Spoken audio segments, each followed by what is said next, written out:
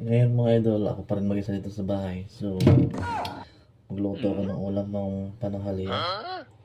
Ang lutuin kong ulam ay bangus. Ito, sobrang laki. Yan. Tigas pa kasi galing sa rep. Kunin ko mo sana ng bituka.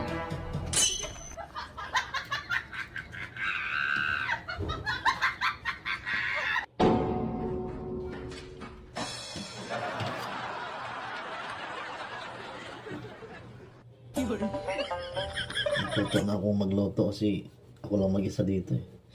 Hindi pa rin nakauwi yung mag-ina ko.